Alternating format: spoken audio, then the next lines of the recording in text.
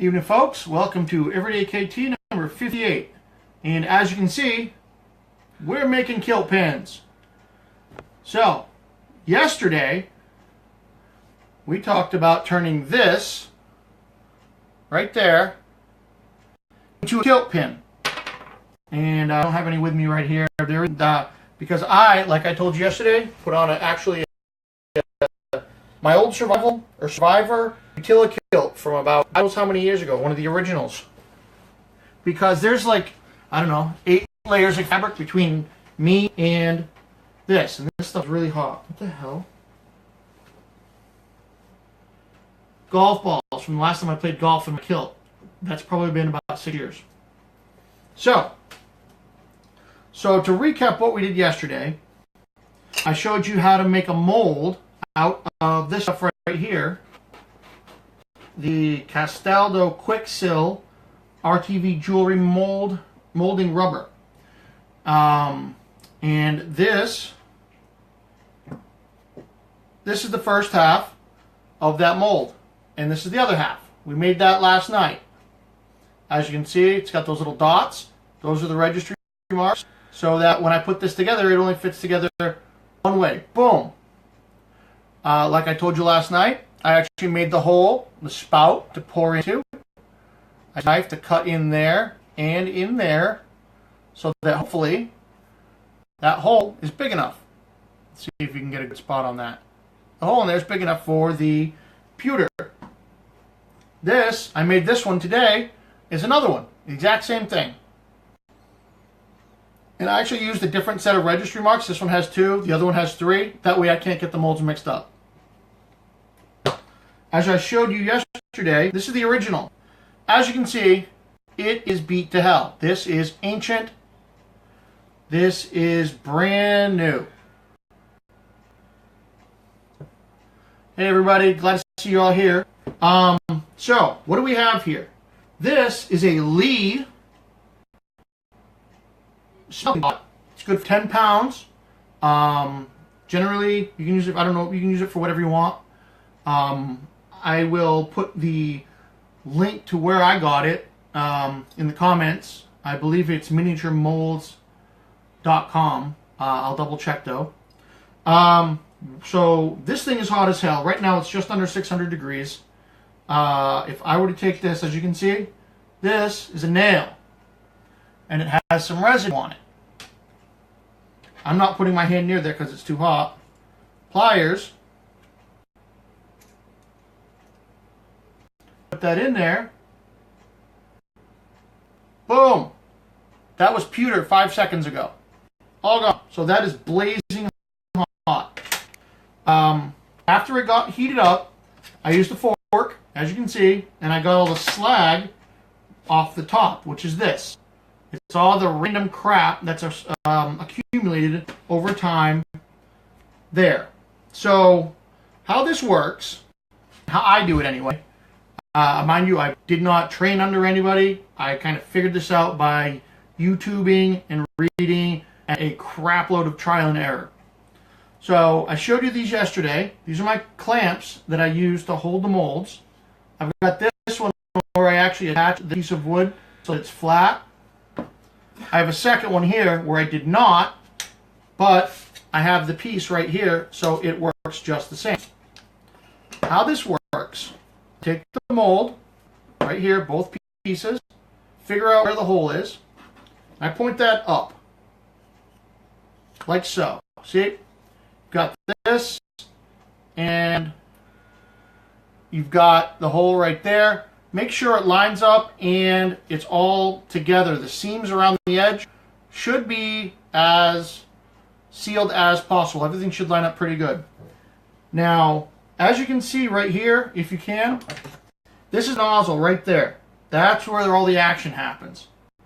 This is the lever right here. This lever will be raised up.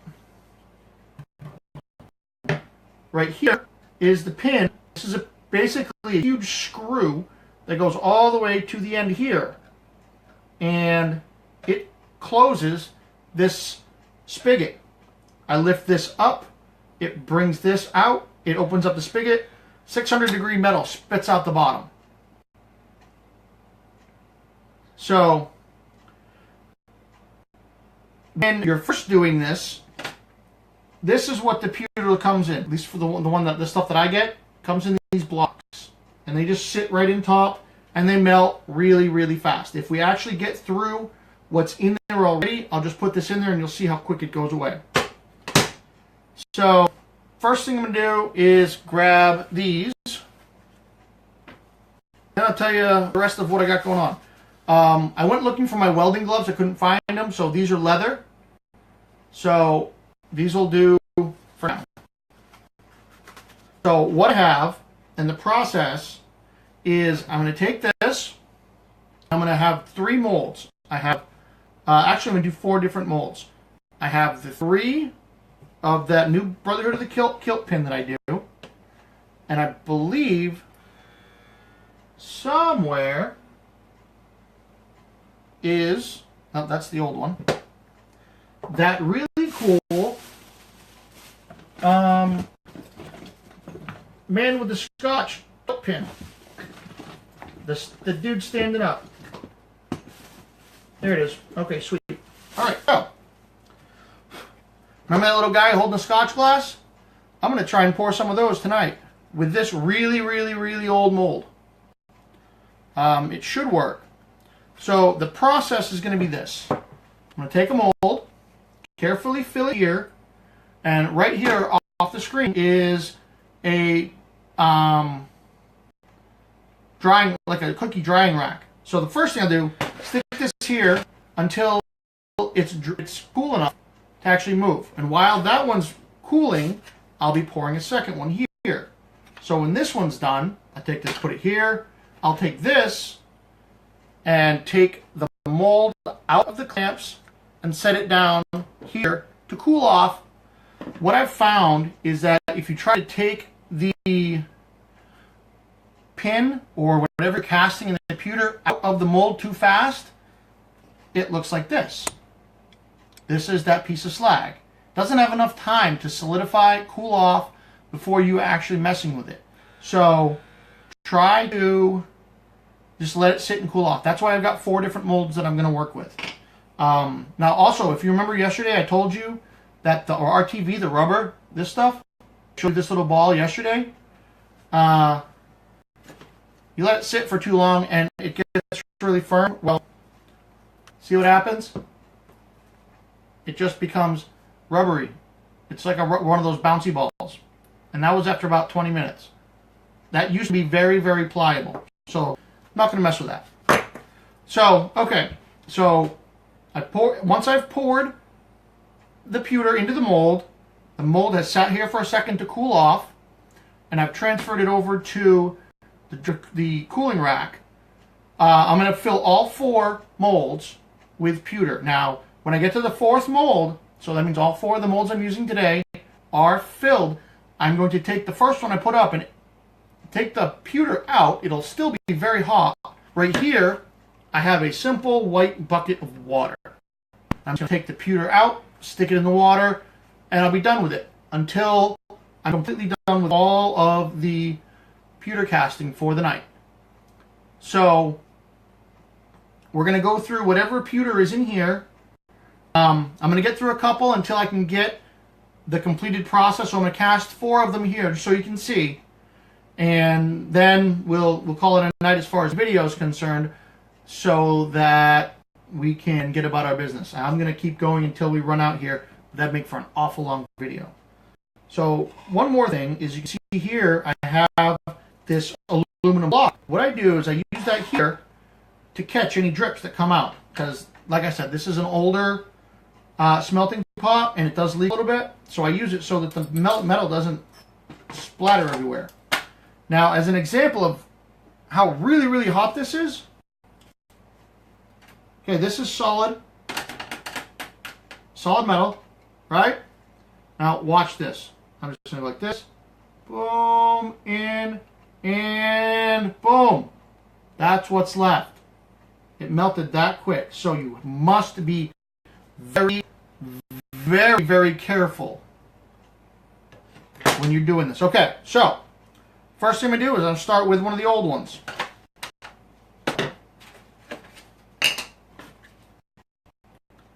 Now, I just realized I should have done this the other way because my hand's going to be in front here, but you should be able to see what's going on. So first thing, take this, get this out of the way, and you want to line this up so the hole is facing where the spigot comes out right here. So then you just go up and open it up. Some will come out quick, and you just let it sit. See? The first one is always really messy because there's all kinds of crap in the bottom of the pot. That's why I have this cookie sheet underneath, and I have all of this stuff so that I don't get any of the metal on anything else. Okay? And as you can see, there is no scotch anywhere near me. Here's my drink right here. Water. No, don't do this while you're drinking. You'll burn the crap out of you. No, Mike.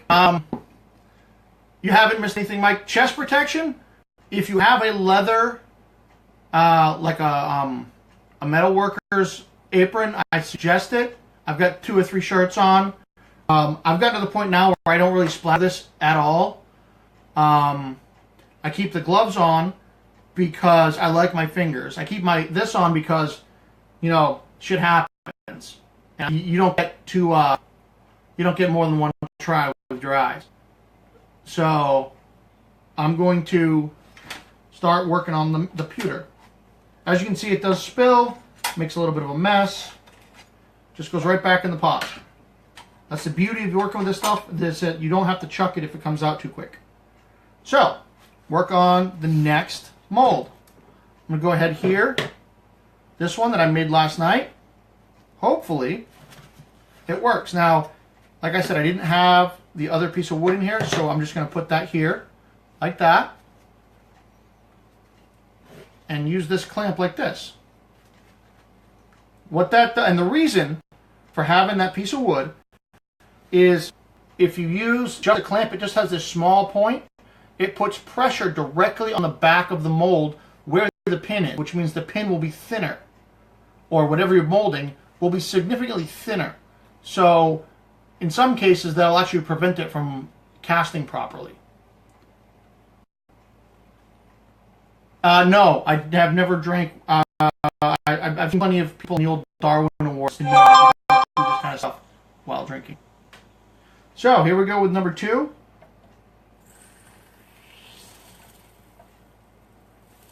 Now, what you saw there, all that smoke, that was the mold being burned in. Very first time I've poured with this one. Now you see on top right here, the pewter is still liquid, so you have to hang on to this until that top crosses over, or else you're going to be screwed. See this old one here? This was the last one. That's nice and that's solid on top. This one is still liquid, so I have to give that a few seconds. Because I got to wait, I got to put that there. It does smell a little funny because it's burning rubber. So you just take this. That's why you want to keep it as even as possible. And as that one hardens up, you take the old one right here. Take that apart. See if it actually worked or not. Oh yeah, this one actually came out pretty good. Actually firmed up really nicely. So, let's see if I can get it out without breaking it. Alrighty, first one of the night. Now this is the old one. I know this one works great, so this is what comes out. This right here. See that? That will eventually be a kilt pin. So, like I said, that goes from there to in the water. This one goes over here. Grab another one. Get it situated properly. Now, this is the other kilt pin mold that I made this morning. So I get this out of the way, put this in here, open up gently, and you fill it up. Put that back. Now, just like last time, you gotta set it aside and be really careful because that will burn the crap out of you and everything else it touches. Everything. The very first time I did this, I was working on an old kitchen table, and there was a really nice, nasty burn right there. It sucked. That table didn't get very far. So, we have this one up here. We've got this one down here. So, this one, take it out. You flip it over sideways so that you don't mess it up if it's not all the way dry or all the way solid. Carefully put it down. Now let's go for this one. Remember, this is that really cool pin of the guy holding the Scotch glass. We'll give this a shot.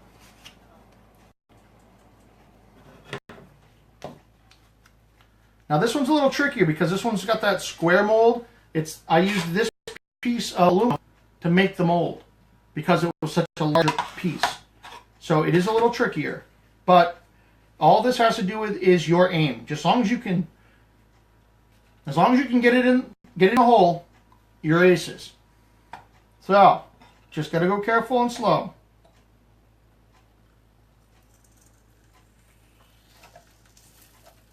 Alrighty.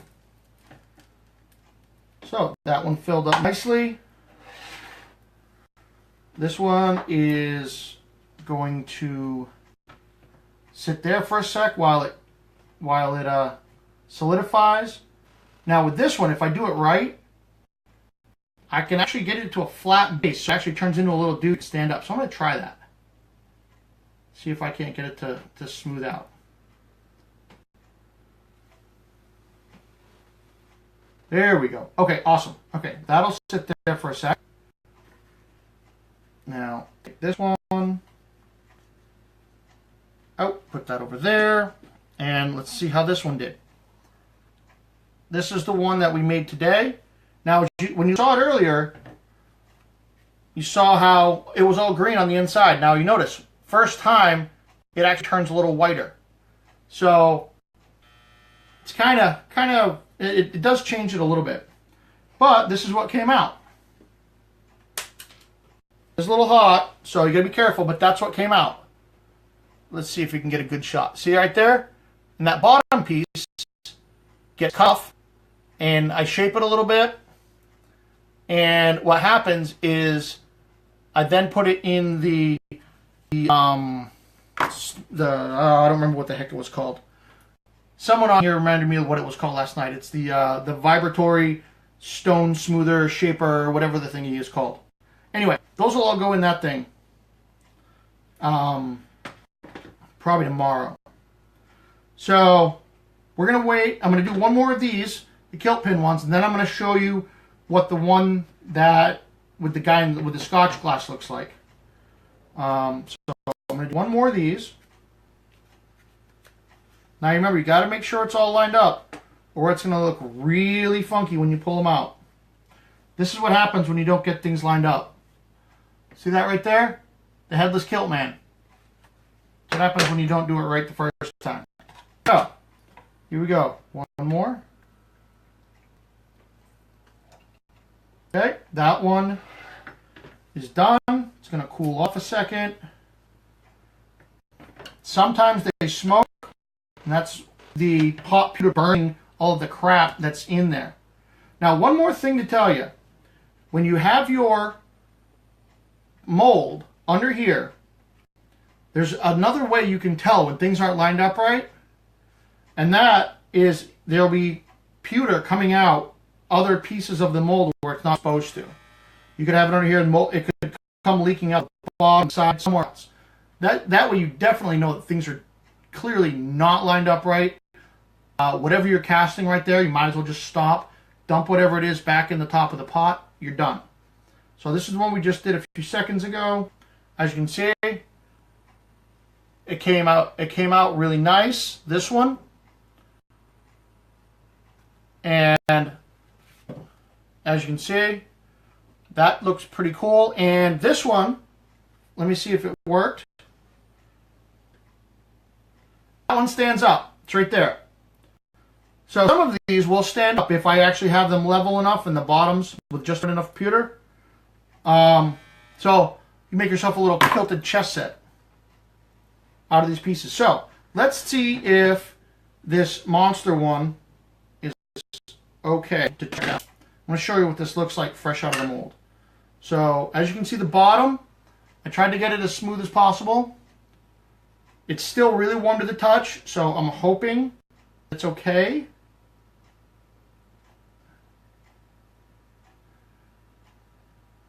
Oh, wow. So, let's see what's going on here.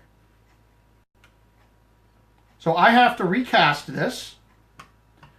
As you can see, take a look at that. See, right there, how it's, all that extra slag and even the old pin came out. So, this one, probably not good, not ready for prime time. The beauty of these is when they don't work so well, they just go whoop, right back in there. Cool thing is, at some point in the past, I cast the second one, which it looks like I made it a little smaller, so we'll give that a shot. We're doing an experimental kilt pin making right now. Hopefully it works.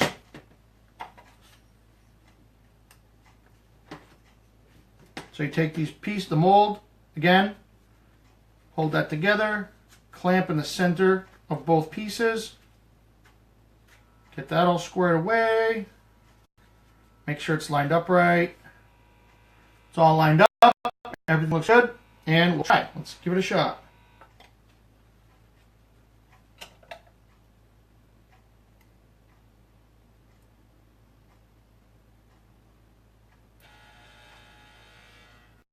And it looks like the nozzle's a little clogged, so I don't think this is going to be a very good pour.